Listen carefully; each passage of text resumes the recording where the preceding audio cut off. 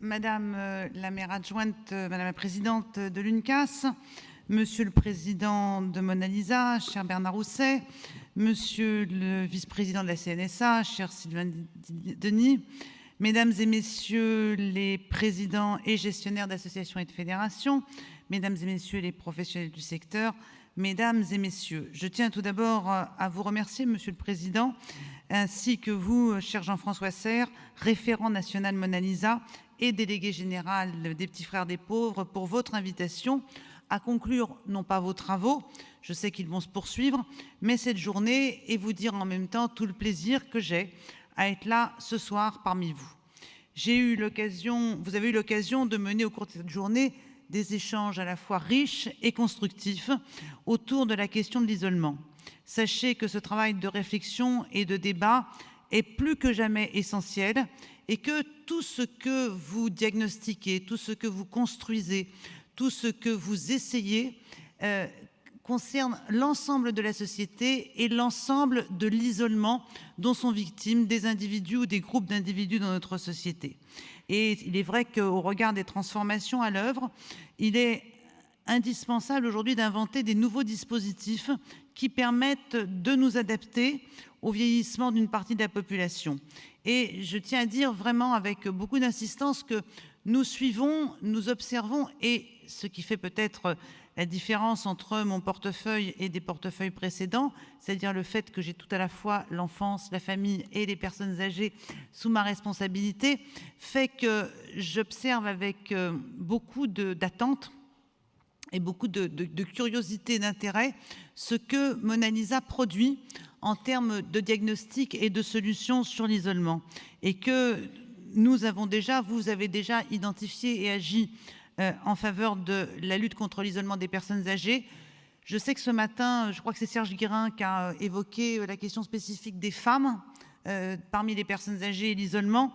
J'attire aussi votre attention parce qu'il y a des interdépendances sur un groupe de population qui aujourd'hui me soucie particulièrement, qui est celui des familles monoparentales et qui aujourd'hui vit une situation d'isolement aussi grande, de solitude affective, de pauvreté, et qui en plus a la responsabilité d'élever des enfants. Et lutter contre l'isolement des uns, c'est faire appel aux autres. Et de ce point de vue, je suis effectivement très attentive à la manière dont peuvent se croiser les luttes qui se mènent contre la solitude dans ces différentes parties de la population, qui d'ailleurs parfois sont la même population avec le temps, pour vous dire que quand j'observe la solitude des femmes dans les familles monoparentales, je m'inquiète pour ce qu'elles vivent aujourd'hui, mais je m'inquiète tout autant pour ce qu'elles vivront demain quand elles seront plus âgées. Et donc tout ce qui aura été fait aujourd'hui contre l'isolement et pour accompagner les personnes âgées est autant d'acquis pour demain, car votre travail, c'est bien entendu agir, répondre aux situations, mais aussi construire durablement et construire pour l'avenir. Le projet de loi que je porte vise aussi à engager des actions en faveur en général de l'adaptation de la société au vieillissement, et c'est un texte de programmation, d'orientation, vous le connaissez très bien. Je ne vais pas revenir ni sur sa partie normative, ni sur le rapport annexé, mais je voudrais cependant profiter de cette tribune pour dire une fois encore que cette réforme longtemps attendue, espérée, trouvera bientôt les moyens de sa réalisation. Le Premier ministre lui-même a annoncé lors d'un déplacement dans l'Essonne pour lequel je l'accompagnais que cette loi serait définitivement votée au Parlement en 2015 pour une entrée en vigueur pleine et entière au 1er janvier 2016. La navette parlementaire va reprendre rapidement puisque le texte est prévu en première lecture au Sénat avant la fin du mois de mars, et j'ai la conviction qu'au cours de la navette parlementaire, ce texte sera encore enrichi, et j'attends particulièrement de l'apport de la Chambre haute et en particulier de la Chambre des collectivités locales qui a une connaissance extrêmement fine des réalités de terrain, et vous savez comme moi à quel point bon nombre des politiques que nous conduisons, enfin que je conduis pour ma part, mais pour lesquelles vous êtes acteurs au quotidien sont déterminés et influencés par les choix des conseils généraux, et à quel point l'articulation entre département et Parlement doit être faite dans un projet de loi qui sera porté en commun. Avant d'aborder les perspectives, je tiens avant tout à saluer la démarche d'innovation sociale qui a été initiée par Mona Lisa et rappeler la signification et le sens de votre action. La lutte contre l'isolement des personnes âgées est un défi pour notre société à plusieurs égards. Lorsqu'on analyse leur environnement, l'isolement est identifié, chacun d'entre nous le sait, comme un facteur accélérant, accentuant la perte d'autonomie. Et le vieillissement, qui est souvent perçu comme un déclin, un fardeau, un parcours nécessairement subi, et doit nous amener à rechercher les moyens de reculer le plus tard possible la perte d'autonomie, de la compenser ou de l'adapter à une situation nouvelle.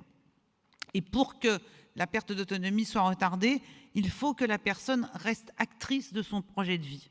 Et c'est le sens de ce que j'ai apporté dans le projet de loi sous forme d'amendements, de réflexions supplémentaires par rapport au texte que j'avais trouvé à mon arrivée au ministère. Dire à cette occasion à quel point la question des droits et des libertés des personnes âgées est un sujet important, à quel point la bientraitance doit nous amener à surplomber, irriguer l'ensemble de notre action des politiques publiques en faveur des personnes âgées et d'ailleurs de l'ensemble de la société. Et c'est pour ça que j'ai souhaité que le projet de loi soit enrichi d'un certain nombre d'articles consécrant la dignité et le droit des personnes, ce qui est, à mon sens, la structure, la colonne vertébrale même de ce que vous faites avec Mona Lisa, parce que lutter contre l'isolement n'a de sens que si ça s'accompagne d'un travail en faveur de la dignité et des droits des personnes. Cette volonté commune qui est prévue à l'article 8 du projet de loi et qui nous permet, avec la CNSA, de financer des dispositifs nouveaux, va nous permettre d'anticiper la perte d'autonomie par tous les moyens. Mona Lisa est reconnu comme un acteur majeur puisqu'il est, et c'est assez exceptionnel, explicitement mentionné dans le rapport annexé au projet de loi. Puisqu'elle est, explicitement mentionnée, Mona Lisa est de genre féminin, je crois, 2 fois. Une première fois sous le pinceau de Léonard de Vinci, et une deuxième fois avec le mot mobilisation. Se mobiliser contre l'isolement des personnes âgées, c'est aussi affirmer donc, je disais, la nécessité de tisser du lien social, précisément aux endroits où celui-ci est désormais très fragile ou a même dans certains cas entièrement disparu. C'est un enjeu de solidarité qui nous anime au fondement même du vivre ensemble. Et nous devons aujourd'hui tout mettre en œuvre pour que ces mots, ces intentions, ces valeurs se réalisent au travers d'actions concrètes et de mobilisations tangibles. C'est ce qui est attendu des équipes citoyennes de Mona Lisa. Aussi, je souhaiterais souligner l'originalité de la démarche portée par Mona Lisa. Les actions mises en place par vos équipes reposent sur une dynamique citoyenne. Vous avez d'ailleurs eu l'occasion d'interroger, dans le cadre de la table ronde précédente, la complémentarité qui peut exister entre engagement citoyen et intervention publique. Et à l'heure où je parle, après les événements tragiques que la France a vécus, nous savons tous que tous ceux qui agissent en faveur de la citoyenneté agissent aussi en faveur des valeurs de la République, de leur vitalité et de leur partage. L'engagement des bénévoles et des volontaires auprès des personnes âgées, les uns au service des autres, mais parfois les autres au service des uns aussi, constitue une réponse forte aux interrogations actuelles en affirmant de manière tangible l'existence d'une véritable solidarité intergénérationnelle. Et l'implication des jeunes au sein des associations membres de Mona Lisa est notamment rendue possible grâce à l'agence du service civique. Et je tiens à saluer particulièrement ici le travail de François Chirec, président de cet agent, à le remercier de son engagement, et je sais que dans les semaines à venir, il sera encore mobilisé en faveur de l'élargissement de l'accès au service civique. La démarche de Mona Lisa se révèle aussi novatrice dans la manière dont elle envisage son action sur les territoires. Les équipes de Mona Lisa ont pour ambition de créer une présence non seulement sur le terrain, mais aussi en particulier dans les zones que l'on appelle pudiquement des zones blanches. En fait, il faudrait les appeler des zones vides. Il faudrait trouver peut-être un vocabulaire un peu moins édulcoré. Et c'est des zones qui demandent une attention particulière car elles sont éloignées des centres-villes et la présence associative peut s'y révéler parfois faible, voire même inexistante. Éloignées de la densité humaine, les personnes âgées isolées qui y vivent ont pourtant plus que jamais à ce moment de leur vie besoin d'accompagnement. Je suis moi-même élue de Picardie, qui est, comme vous le savez, un territoire rural, et j'ai pu constater et prendre pleinement conscience dans mes longues années d'élu local et territorial, de la nécessité d'agir, d'impulser des initiatives locales face aux difficultés. Et j'ai aussi la certitude, mais j'ai été pendant 10 ans vice-présidente chargée de la vie associative, de l'incontournabilité du tissu associatif et surtout de la nécessité de le renforcer et de lui donner les moyens et la pérennité pour qu'il puisse travailler sereinement. Les personnes qui sont en situation de vulnérabilité liées à une distance tant géographique que sociale sont celles que vous avez particulièrement ciblées dans votre action et dans vos interventions. C'est donc tout à l'honneur de Mona Lisa que de se fixer pour priorité l'intervention au sein de ces zones. L'action menée par vos équipes citoyennes issues du tissu associatif local, coordonnées au niveau départemental, permet d'y faire naître et renaître l'universalité du lien social et de la chaleur humaine. Par ailleurs, vous le voyez et vous avez pu le constater tout au long de cette journée, Mona Lisa est une structure dont l'objectif est d'amorcer et de construire une identité qui se forge à partir des cultures et des pratiques de chacun de ses membres. Elle ouvre la possibilité pour les différents acteurs impliqués dans la lutte contre l'isolement de travailler ensemble afin d'identifier les possibles champs de coopération et de mutualisation. Je souhaite particulièrement insister sur ce point. En l'occurrence, ce n'est pas tant ce que chacun fait qui importe, mais plutôt ce que les uns et les autres sont capables de faire ensemble et de ce que chacun peut apprendre de ce que fait l'autre.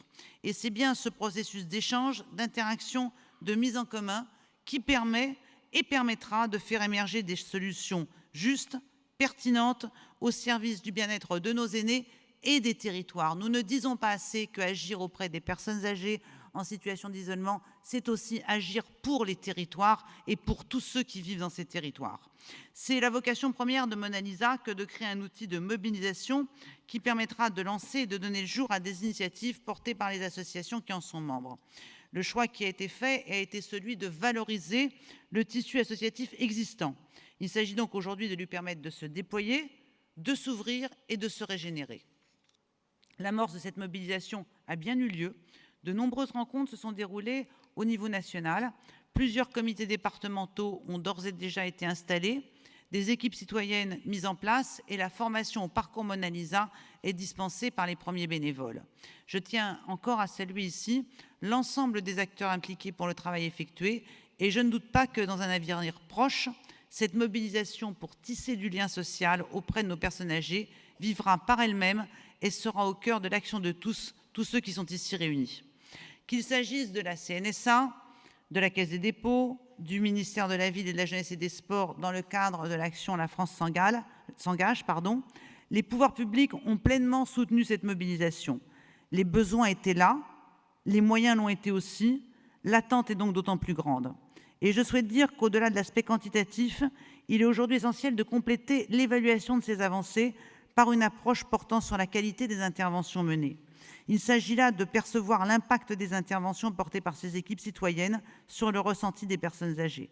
Ces dernières vont effectivement et certainement être amenées à reconstruire, grâce à Mona Lisa, du lien social à la fois avec leur environnement, leur voisinage, les associations qui leur sont proches et bien d'autres. Le champ du lien social est sans limite et c'est celui qui nous permet de voir l'avenir avec optimisme et espérance.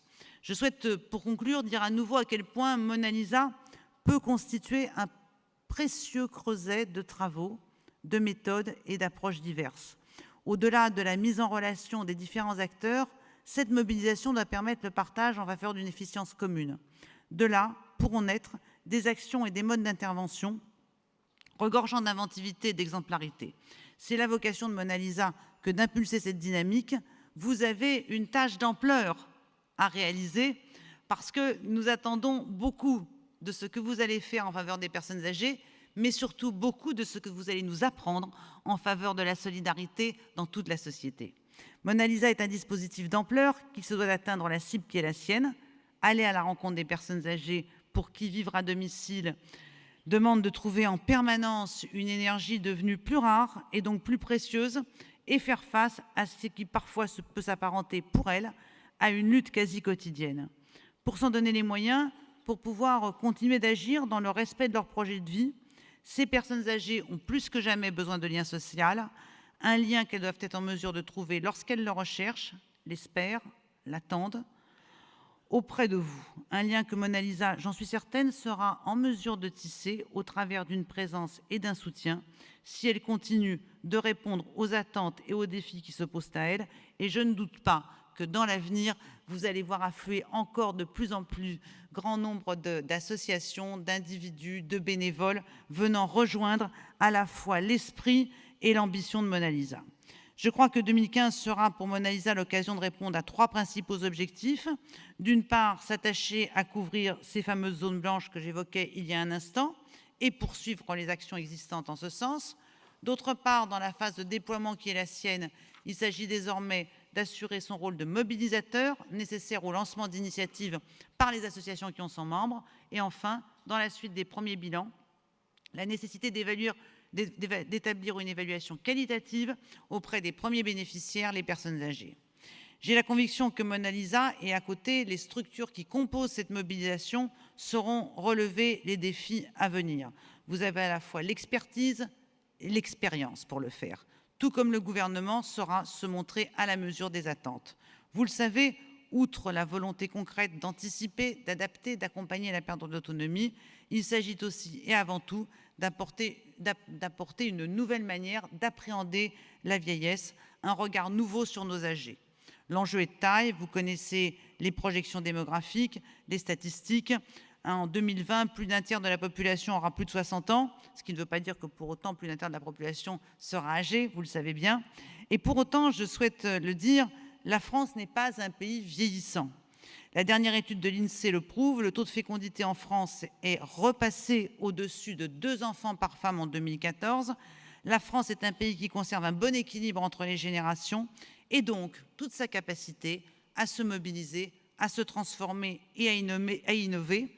La dynamique de la transformation collective et harmonieuse de notre société viendra de la cohésion intergénérationnelle et l'équilibre entre les générations que nous avons la chance d'avoir dans notre pays est un élément extrêmement fort et extrêmement encourageant pour la réussite d'actions comme la vôtre. Nous sommes des acteurs de cette solidarité et c'est avec cette conviction que je tiens à vous souhaiter, il y a encore quelques jours pour le faire, une très belle année 2015, une année de solidarité, une année d'échange, une année d'espérance. Merci à tous de ce que vous faites au quotidien dans vos associations, dans vos départements. Je vous souhaite de conserver toute votre énergie et de continuer d'en faire bénéficier tous ceux qui sont autour de vous. Je vous remercie.